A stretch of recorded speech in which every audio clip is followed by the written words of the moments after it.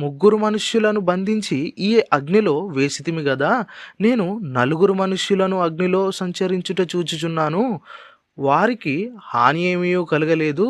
నాలుగవ వాని రూపము దేవతల రూపమును పోలినదని వారికి చెప్పెను. అప్పుడు నెబుకద్నెజరు మండుచున్న ఆ గుండము వాకిలి దగ్గరకు వచ్చి, షడ్రకు, మేషాకు, అబేద్నెగోయను వారులారా, మహోన్నతుడకు దేవుని సేవకులారా, బయటకు వచ్చి నా యొద్దకు రండని పిలువగా వారు ఆ అగ్నిలో నుండి బయటకు వచ్చిరి.